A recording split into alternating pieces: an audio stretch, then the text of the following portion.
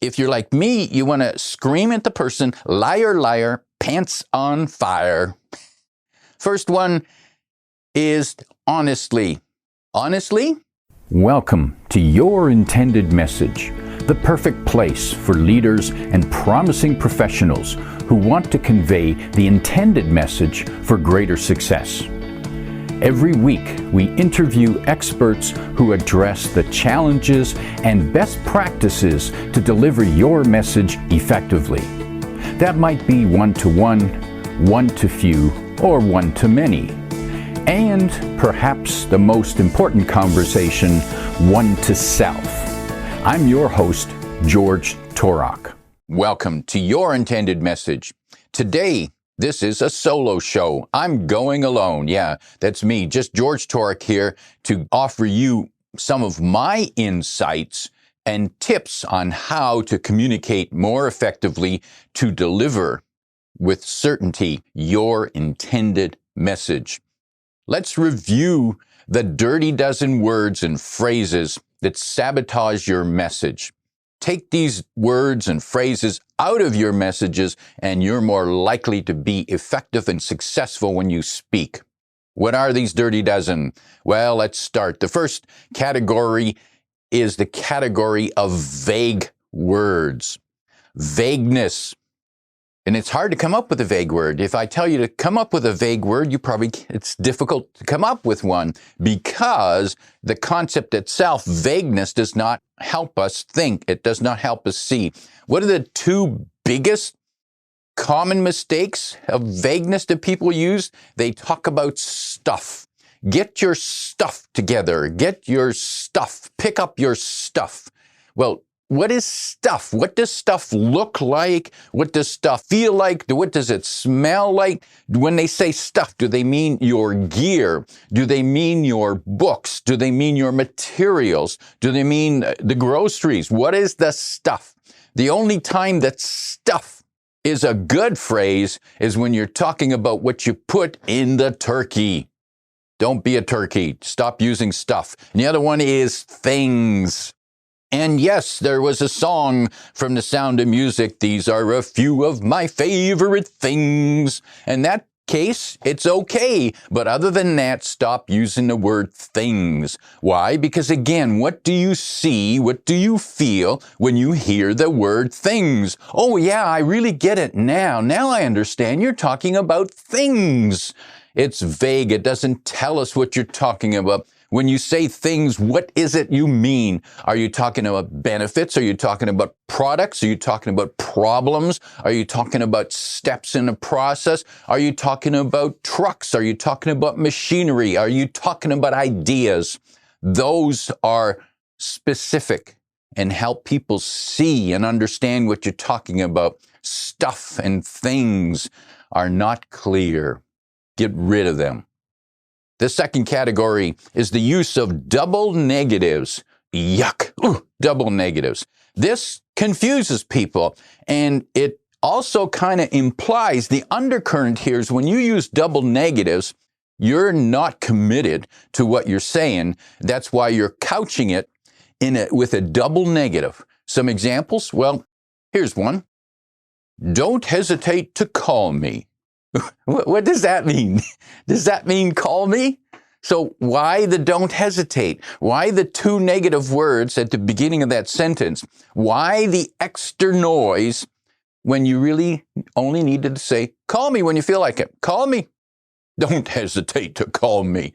Isn't that silly? Why would I hesitate? And why are you telling people negative, negative?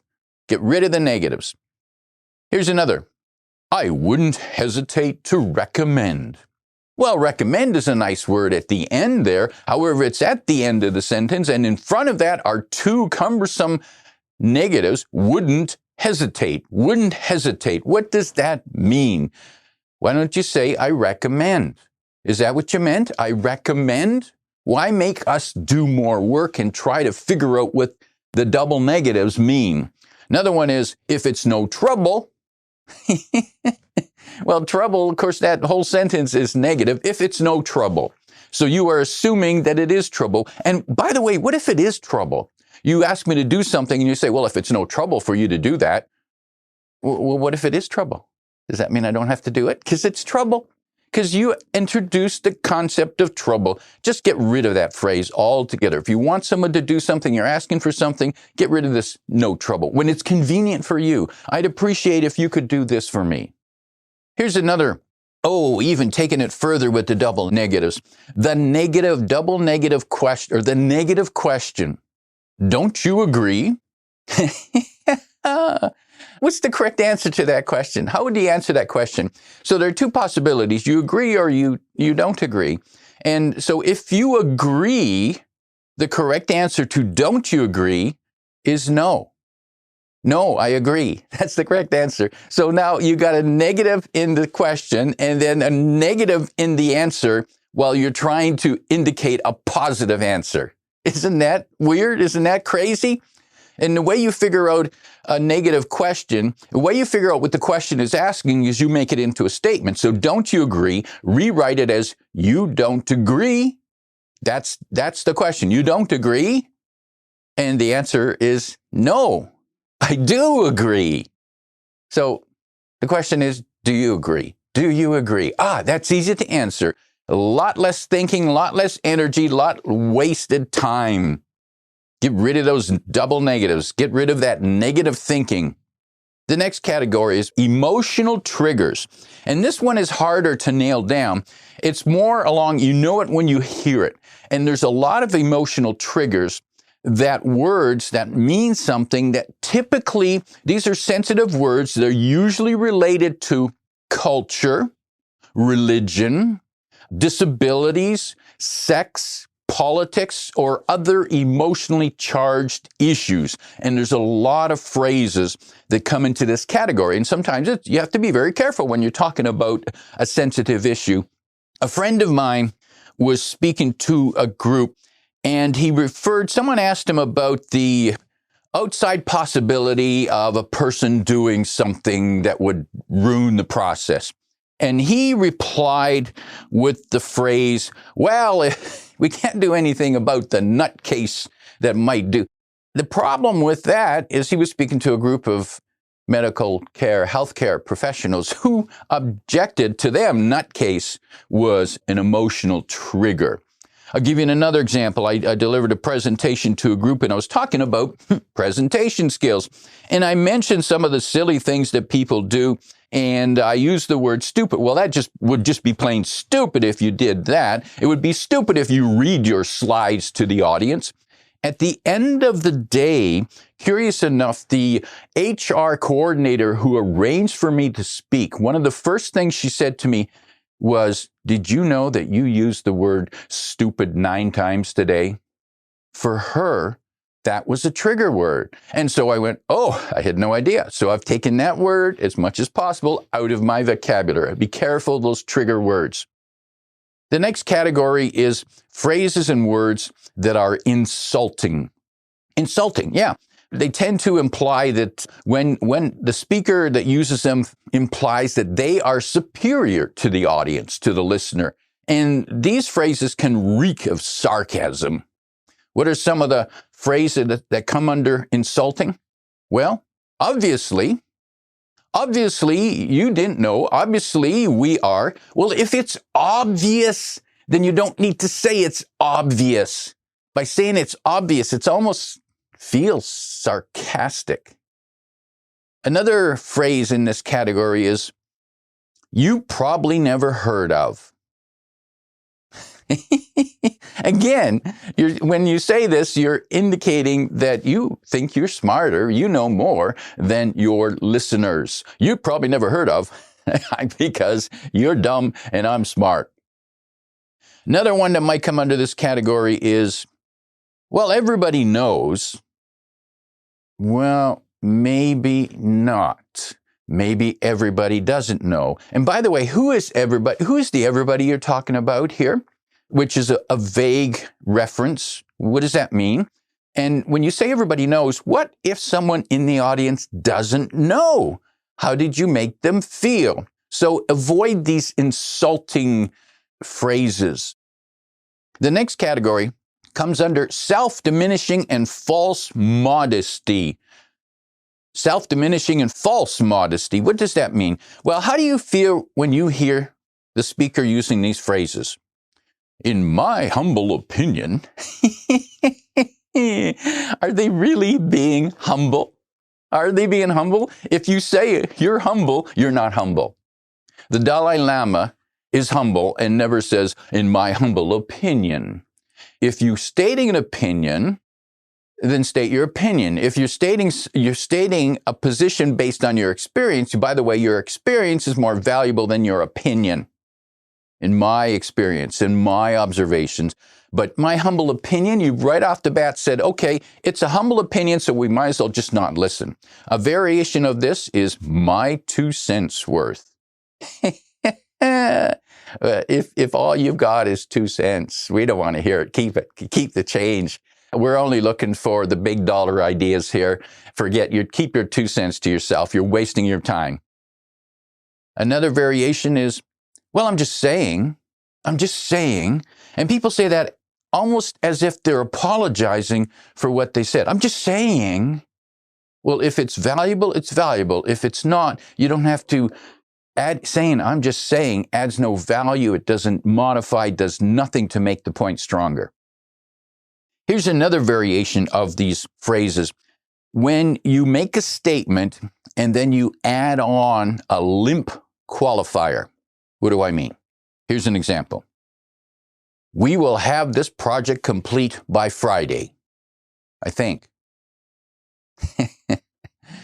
Or we will have this project done by Friday, I guess. Or we will have this project done by Friday, hopefully. See how those limp qualifiers diminished the value of the bold statement that was just made? Get rid of them. The next category is dishonest or insincere.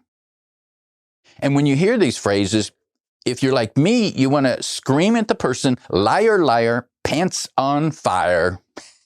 First one is honestly. Honestly? People often say this when they're asked the question, honestly? Really? Why would you say honestly? Are you suggesting that you're now going to start to be honest and everything you said before was not honest? Or that you usually don't reply honestly, so this point time you have to actually say that this time I'm honest? Or variation of that is to tell the truth. Oh, you're going to tell the truth now. Oh, well, that's new. You usually don't tell the truth. And would you ever say to lie to you? Because that's the opposite of that. Oh, here's one. With all due respect. With all due respect. When you hear this phrase, recognize that the person who says this phrase doesn't have a lot of respect for you or what you represent. And so they're putting that up front to say, with all due respect, what they really mean is, well, with all due respect, and there's not much respect due, so my respect is very low for you right now. And I'm letting you know, with all due respect, I don't believe you, I disagree with you. As opposed to, that's a good point, and I disagree. I have a different position. I have a different way of seeing it. But get rid of the silly phrases like with all due respect. Of course, a variation of that we probably hear often on the phone. The variation of with all due respect is the phone message that says, your message is important to us. No, it's not. If it was important, you would answer the phone. Next category are cliches. Oh, there's so many in this category. What's wrong with using cliches? Everybody uses cliches, right? That's everybody. Who's everybody again? Who's that everybody? The cliches, when you use a cliche, it demonstrates an original thought. In other words, you use a cliche because you can't come up with something better. And yes, there are some phrases that are appropriate at certain times. However, they are, many of them, overused. The biggest one here, the big bugaboo for me in this category at the top of the list is the phrase, think outside the box. Think outside the box.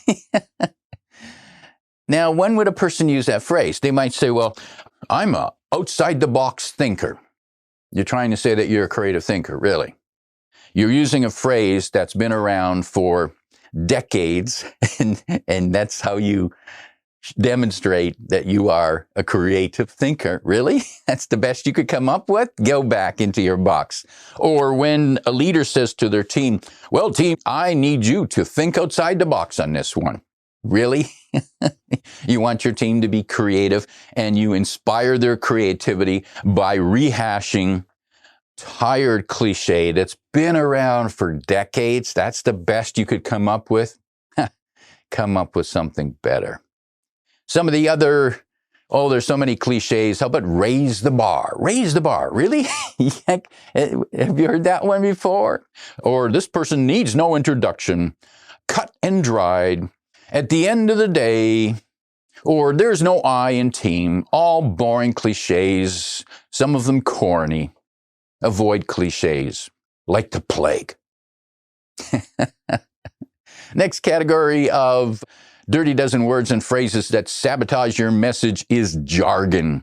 And every group, every tribe has its own jargon. And think about when you first join a new tribe, whether that is a club, an association, a company, an industry, a community group. One of the first things you do is you need to learn to speak their jargon, their code, and how excited you are after the first, whatever it takes, weeks or months, and you now understand and you can talk the jargon with them, which is fine because the jargon can make some conversations faster when you understand it. The difficulty is when you take that jargon and you use it when speaking to someone who's not part of the tribe. The next category is colloquial or slang.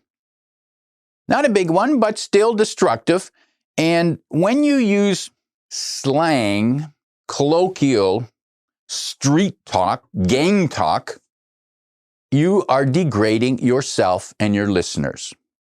My big bugaboo here with this one is the phrase, you guys. You guys. That is a disgusting phrase. I hate to hear that when someone refers to me as you guys. When the speaker calls us you guys, they are indicating that we're part of their gang, their street gang. They're talking to a gang, and that's how low their respect for us is. That's what they see us. Street thugs, you guys. They're also demonstrating that they don't understand, they don't know the English language because the word you is both singular and plural at the same time. So you can certainly address a group with the word you, which demonstrates respect. The other point is when you use the word you, not only does it address the group, but it now feels to the listener like you are speaking to them directly when you say, here's what this means to you. Here's what you can do, as opposed to you guys. Yuck. The next category is absolutes. I could say, never use an absolute, but that's an absolute. And there are exceptions to every rule, of course. Absolutes, if I said that absolutes are always a lie, that would be an absolute, and that would be a lie. Absolutes are often untrue. People use absolutes when they're exaggerating, often when they are exaggerating. So be careful of absolutes. Here's one that comes up often. I see this all the time. Really? All the time? What does that mean? You see it all the time. Does that mean you saw it once? Does that mean it happens once a year to you? Does that mean it happens once a month? Does that mean you see it once a week? Did you see it once a day? Did you see it once an hour, once a minute, or once a second? What does all the time mean? Again, another useless phrase. It would be much more helpful if you simply said, in the past 2 weeks, this has probably come up a dozen times. Or we dealt with this problem last year at least 20 times. Or we had this happen 3 times in the past weekend. Now, those are specifics. See how specifics are always better than vague. So all the absolutes are actually similar to vague phrases. Avoid the absolutes. The next category, which is not a terrible crime or sin by itself, but it's still destructive to your message, and that is adverbs. Adverbs, you might say, what's wrong with adverbs? Well, adverbs, the purpose of adverbs is to define, to modify, to clarify a verb, an adjective, or another adverb. In other words, to make it clearer, to make it more understandable what that verb, adjective, or adverb is already saying. In general, be wary of adverbs. Whenever you have adverbs, ask yourself, are they really helping? And here are 3 that are misused. Here's the most frequently misused adverb, and that's very. Oh, that's very good. Does very good mean that it was excellent? Does that mean it was superb? Find words that describe what you're talking about instead of adding very. When you use the very, you're being lazy. You're not looking for a better verb. It's very cold. Well, what does that mean, it's very cold? Does that mean you were lying on the beach down south somewhere and it cooled a bit so much that you had to put on a sweater? Or does very cold mean that it was almost freezing? Or does it mean it was freezing, it was frigid outside? Does that mean it was like a blizzard? As opposed to very cold, that doesn't help us. We don't see a better picture when you say very. And some people take it one step further and say, very, very cold. Are you kidding me? And other variations of these adverbs that are misused is really. It was really cold. As opposed to be unreally cold, that would be the opposite. Really cold doesn't help. Oh, or it was pretty cold. It was pretty cold. Pretty. How is cold pretty? And is the opposite of pretty cold ugly cold? So get rid of those adverbs in general, but in particular avoid very, really, and pretty. And the last category of filler words are filler words. What, whatever, and that sort of thing, and so on. And anyways, right? Okay, yeah. Get rid of that. They're wasted noise. They're static. They take away the strength of your message. They're usually noises that we make when we're thinking, or we can't think of a better word. They're usually the cause of bad habits. Check your filler words. So there you have the dirty dozen words and phrases that could sabotage your message. Now you know what they are. Now you can become aware of them and you can start to weed them out of your messages, whether it's spoken or written. If you're looking for more ideas on presentation skills and you haven't yet, be sure to sign up for the weekly tips on superior presentations, and you can do that at toroktips.com. That's toroktips.com, and you can find that link in the description below. Remember to come back every week because most of the time we interview guests, experts on communication from around the world. So far, we've had guests from 13 countries, which gives us a terrific perspective. And every once in a while, you can tune in to one of these solo shows where will offer you some of my insights.